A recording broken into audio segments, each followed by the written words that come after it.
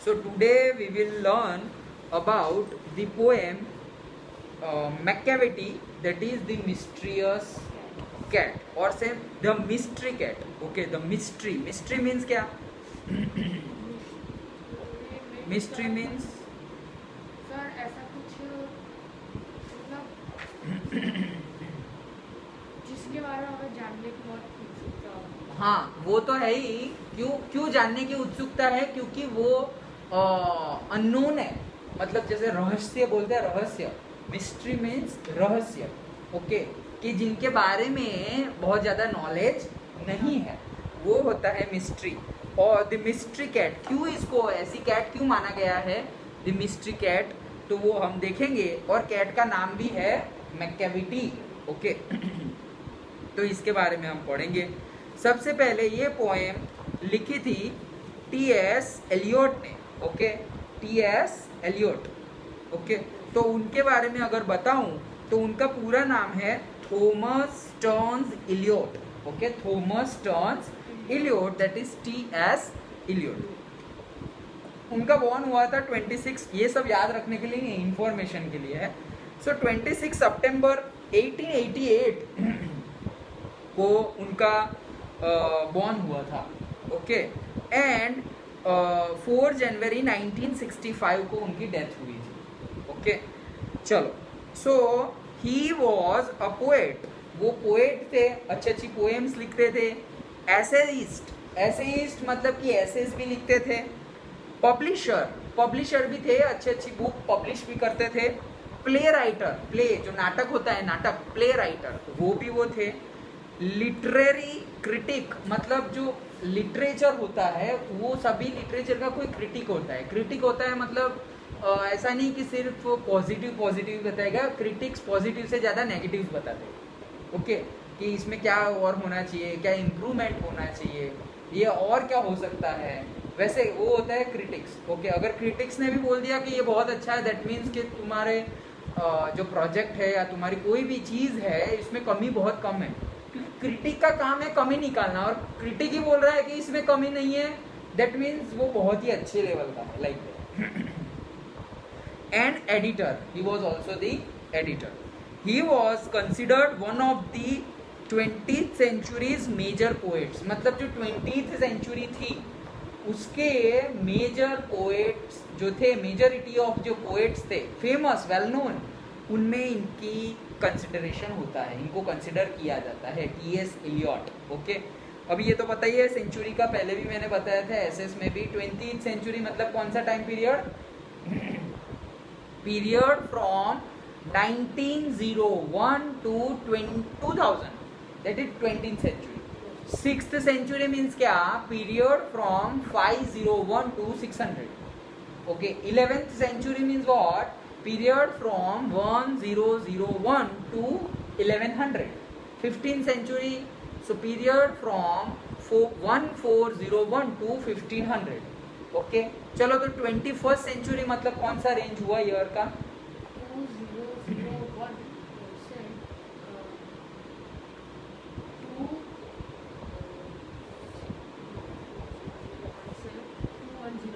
2001 से 2100, करेक्ट। तो 21st century मतलब लास्ट में 21st आएगा, दैट इज 2001, मतलब कि 2001 से लेके 2100 तक।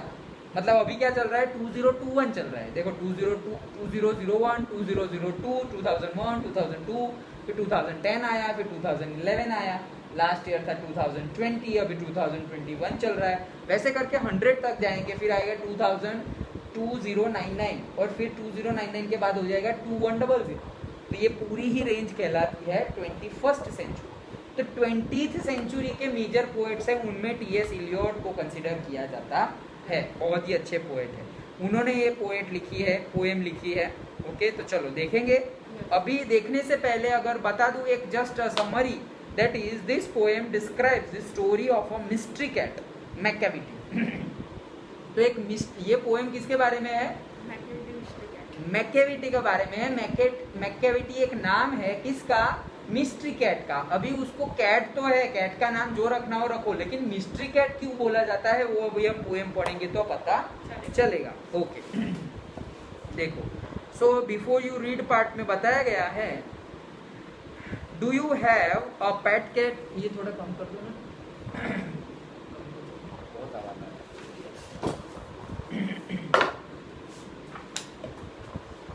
थोड़ा एक ही कम बस।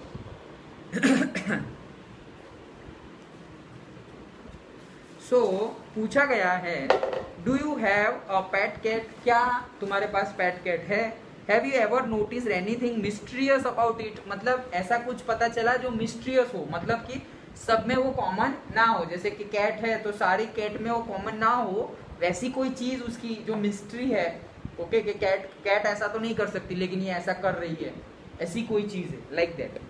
सो it is not easy to say whether every cat is a mystery, ये सही नहीं होगा कि सारी कैट मिस्ट्री है, but Macavity is one, Macavity के बारे में ऐसा बोल सकते हैं कि ये तो मिस्ट्रियस कैट है, क्योंकि कुछ भी होता है, ये मतलब क्या है क्या नहीं अभी हम पोएम में देखेंगे for sure. Say what is it that makes him a perfect mystery cat, ऐसा तो क्या है कि हम उसको मिस्ट्री कैट बुलाते हैं, उसी के लिए तो ये पोएम पढ़नी है। चलो तो स्टार्ट करते हैं। Macavity is a mystery cat, Macavity is a mystery cat, ये एक मिस्ट्री कैट है। ओके, रहस्यमयी जो बिल्ली होती है वो है ये। He is called the hidden पॉ, ओके, ही मतलब बिल्ला है ये। कैट नहीं है, बिल्ला है, बिल्ला, ही लिखा है ना, नहीं तो जनरली इट लिखते हैं हम, लेकिन उसको ही लिखा है, देखो फोटोग्राफ भी दिखाया गया है, दैट इज वो बिल्ला है। ओके, तो ही इज द हिडन पाव, पाव मतलब पंजा, जो बिल्ली का पंजा होता है, शेर का पंजा होता है, बिल्ली का, हमारे भी पंजे तो होते हैं ना पाँव के। ओके, तो पाँव पंजा, हिडन पाव मतलब क्या कि वैसे पंजे है ये कि ओरिजिनल में कभी दिखे ही नहीं रहे, मतलब उसके निशान दिख रहे हैं लेकिन ओरिजिनल कभी दिखे ही नहीं है, वो भागी जाती है हमेशा, like that. For he is the master criminal who can defy the law. Okay, देखो क्या बोला है, डिफाई का मीनिंग क्या है, ग्लॉसरी में दिया हुआ है, दैट इज डिसओबे और रेजिस्ट ओपनली, मतलब लॉ को डिसओबे करती है, लॉ को तोड़ते हैं ओपनली, ऐसे छुप छुप के नहीं, चोर जैसे नहीं, ओपनली तोड़ती है। एंड रेजिस्ट ओपनली मतलब ओपनली रेजिस्ट भी करती है कि मैं कोई लॉ मानने वाला नहीं हूं, like that. He is the bafflement of Scotland Yard, bafflement मतलब कि कंफ्यूजन, वो एक कंफ्यूजन जैसा है, किसके लिए, स्कॉटलैंड यार्ड के लिए। What is Scotland yard, again glossary, that is the headquarters of the London police force, मतलब पूरी पुलिस फोर्स के लिए एक कंफ्यूजन जैसा है। बोलते हैं ना, डॉन को तो 11 मुल्कों की पुलिस पकड़ रही है, लेकिन डॉन को पकड़ना मुश्किल ही नहीं, नामुमकिन है। ओके, तो ये स्कॉटलैंड की पूरी पुलिस यार्ड के लिए एक कंफ्यूजन जैसा है कि ये क्या है यार, ये ऐसा, ये एक इमेजिनरी पोएम है, नॉट ओरिजिनल, कि मतलब ऐसा भी कोई हो तो क्या होगा, लाइक दैट।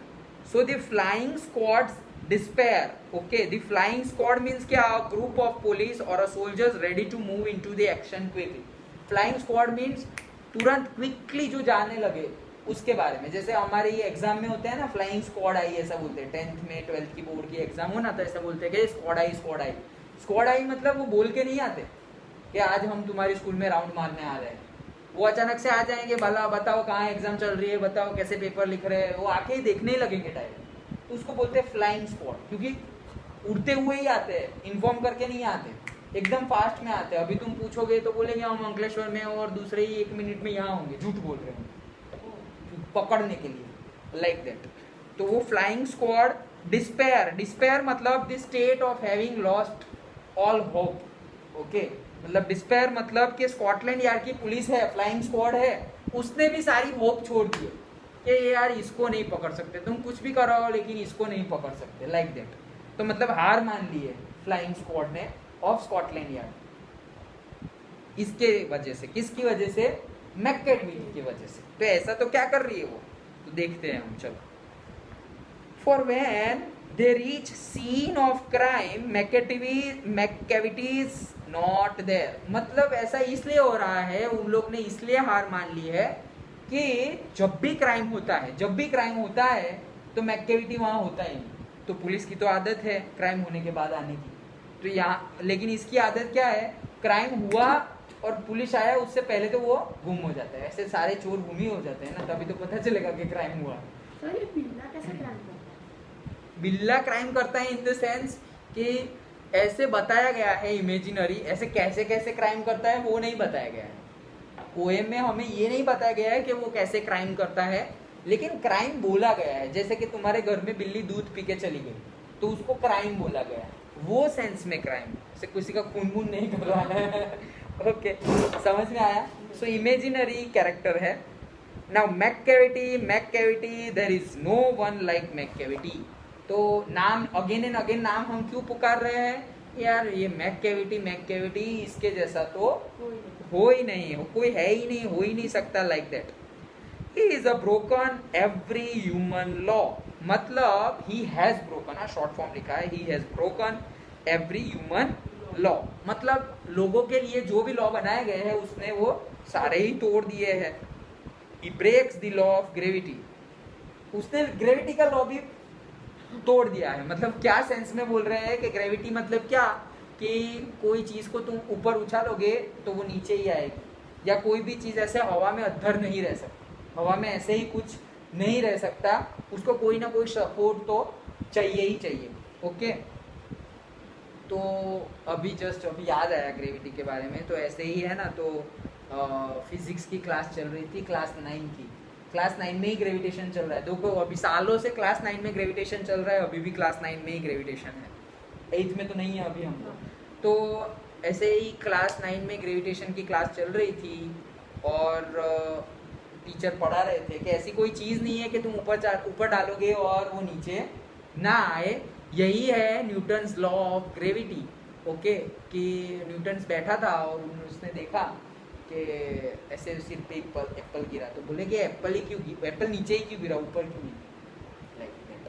तो न्यूटन मतलब कि ग्रेविटी ऐसा है, तो वो समझा रहे थे टीचर कि ग्रेविटी क्या है। और तभी वो जब समझा रहे थे तो वो जो बच्चा है, एक बच्चा है ऐसे शरारती बच्चा, उसने ये चैप्टर पहले से पढ़ लिया, उसको सब पता है ग्रेविटी के बारे में। तो मजाक करने के लिए उसने क्या किया, एक पेज फाड़ के ऐसे हेयर पे, माथे पे घिसा, तो थोड़ा बहुत हेयर ऑयल वो लग गया पेपर पे, और ऐसे करके उड़ाया, तो ऐसे प्लेन बना के उड़ाया। तो प्लेन बना के ऐसे उड़ाया तो वो जो upper portion of the plane है वो ऐसे रूफ पे जाके दीवार के साथ, सीलिंग के साथ ऐसे चिपक गया। अभी वो चिपक गया, वो नीचे ही नहीं आ रहा। तो वो सर को पूछ रहा है, सर क्या ग्रेविटी सभी पे लागू होता है? तो बोले ऐसी कोई चीज नहीं है कि जिस पे ग्रेविटी लागू ना हो। तो फिर वो बोला कि सर ये देखो यहाँ पे लागू नहीं हो रहा। कि ये जो एरोप्लेन है वो ऐसे चिपका हुआ नहीं है, वैसे तो हमें तो नीचे से तो ऐसे लगेगा ना कि वो वहाँ पे है। जैसे अभी हमें पता है कि फैन को यहाँ पे हिंज किया हुआ है, लेकिन छोटे बच्चे हो जिसको पता ही ना हो कि यहाँ पे हमने स्क्रू और नट एंड बोल्ट से फिक्स किया है, उसको तो ऐसे लगेगा कि फैन हवा में है। ओके, तो वो ऐसे बोल रहा है कि सर देखो वो पेपर का प्लेन है, वो वहीं पे चिपका हुआ है, वो तो नीचे आ ही नहीं रहा है, उस पर ग्रेविटी नहीं लग रही। तो सर भी कंफ्यूज हो गए। ओके, जो वो बच्चा कोई नहीं, हमारे प्राइम मिनिस्टर नरेंद्र मोदी। तो उन्होंने ऐसा किया था, उनकी लाइफ की ये स्टोरी है। मतलब ऐसे कि जो वो पढ़ रहे थे तो ऐसे मजाक किया करते थे स्कूल में भी, लाइक दैट। तो ग्रेविटी से वापस आ जाते हैं। उन्होंने ये जो मैककेविटी है उसने ग्रेविटी का लॉ भी तोड़ दिया था। ओके, कैसे देखते हैं, चलो। His powers of levitation would make a फकीर stare. ओके, मतलब फकीर मतलब फकीर, जो हमारे गुजराती का वर्ड यूज किया है यहाँ पे फकीर। फकीर मतलब ऐसे हम तो फकीर आदमी है, झूला लेके चल रहे हैं।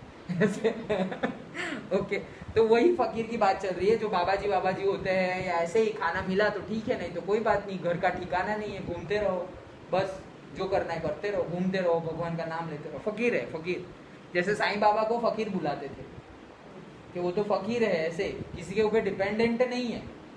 लोग आते थे, मतलब ऐसे फकीर है, मांगने जाते थे, मिलता था तो खाते थे, नहीं मिलता तो नहीं खाते थे। पहले जब लोगों को पता नहीं था कि ये मतलब एक गॉड के इनकारनेशन है, इनके अंदर गॉड कैरेक्टरिस्टिक्स है, वो नहीं पता था, तब तो फकीर ही मानते थे ना। तो लाइक दैट कि फकीर के जैसे, फकीर के पास अभी बहुत ज्यादा अच्छे वाले फकीर हो, अच्छे वाले इन द सेंस ट्रू फकीर, कि जिन्होंने सब कुछ छोड़ दिया है, ओके। और उनके पास थोड़े सिद्धियाज है, सिद्धियाज मतलब पावर्स बोला है ना, powers of levitation would make a फकीर स्टेयर। मतलब लेविटेशन मतलब क्या, देखो floating in the air without support, जैसे बुद्धिस्ट मॉन्क होते हैं, अभी भी, ये मजाक नहीं कर रहा हूँ, अभी भी ये पॉसिबिलिटी है, पॉसिबल है कि तुमने हॉलीवुड की मूवीज में देखा होगा कि ऐसे मेडिटेशन करते करते मतलब हाँ, ग्राउंड से 2 फीट ऊपर होगा। हाँ, ओके, तो वो पॉसिबल है, वो सच बात है। ओके, और मतलब ऐसा हो सकता है सही में? सही में हो सकता है, यस हो सकता है। वो कैसे होता है लेकिन सर, वो तो फिर ग्रेविटी के खिलाफ होता है। ग्रेविटी के खिलाफ नहीं हुआ, ग्रेविटी लग रही है, लेकिन ग्रेविटी कैसे लगती है? क्या अभी बलून, यहाँ पे मैंने हवा में बलून छोड़ा तो वो बलून को ग्रेविटी नहीं लगेगी क्या? लगेगी, और हम पे ज्यादा लगेगी। क्यों? अरे ग्रेविटी मास पे भी तो थोड़ी बहुत डिपेंडेंट है या नहीं है?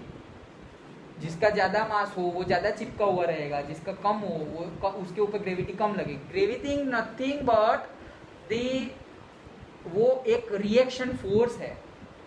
जो ग्राउंड है, वो ग्राउंड हम पे एक नॉर्मल फोर्स लगा रहा है, वो सब हम साइंस में पढ़ेंगे। जो ग्राउंड है वो ग्राउंड बॉडी पे, मतलब हम पे एक नॉर्मल फोर्स लगा रहा है, और हम पे फोर्स लगाया तो न्यूटन्स का third law, every action has a equal and opposite reaction, तो हम पे फोर्स लगाया तो हम भी नीचे फोर्स लगा रहे हैं, तो that is nothing but our weight. Okay, तो जितना वेट है उतनी ग्रेविटी लग रही है, तो इसलिए तो बोलते हैं कि चांद पे ग्रेविटी, मून पे ग्रेविटी बहुत कम है, 1/6 ऑफ अर्थ है। मतलब तुम्हारा मास अभी यहाँ पे 60 kg हो तो मून पे कितना होगा? 6 kg,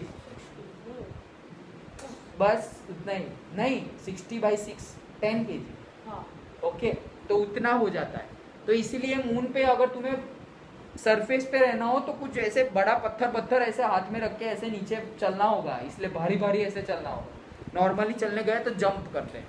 हॉलीवुड में तुमने देखा होगा, ट्रांसफॉर्मर्स मूवी देखी है? ट्रांसफॉर्मर्स मूवी देखना, उसका शायद 3rd पार्ट है, एज ऑफ एक्सटिंक्शन या ऐसा कुछ नाम है। ओके, या फिर मून के रिलेटेड कुछ नाम है।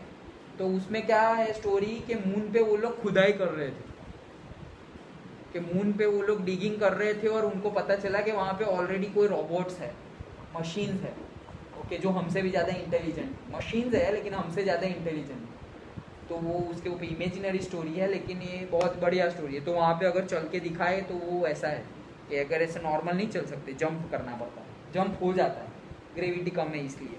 तो यहाँ पे भी ऐसा पॉसिबल है, अभी हम थोड़ी बाद में बात करेंगे, नहीं तो किसी मूवी है सर? ट्रांसफॉर्मर्स, हाँ, हाँ, बॉलीवुड में होगी। हॉलीवुड की मूवी है। ओके, सर ऐसी एक दूसरी मतलब मूवी बना रहे हैं, जो चांद के पर जाकर बना रहे हैं। अच्छा, हाँ, मैंने सुना है। सो ये लेविटेशन मतलब क्या, तो ये पॉसिबल तो है, ये सारा साइंस है। हमारे देखो, अगर तुम हमारे रामायण महाभारत देखो तो वहां पर तो उड़ते हैं, हनुमान जी तो उड़ के गए थे ना श्रीलंका, हाँ, यहाँ से उड़ के श्रीलंका गए थे, कैसे पॉसिबल है? वो साइंस है। हम सोचते हैं कि ये दिखाने के लिए दिखाते हैं, ऐसा नहीं है, वो साइंस है। हमें साइंस पता नहीं है, इसलिए हम बोलते हैं कि ये चमत्कार है।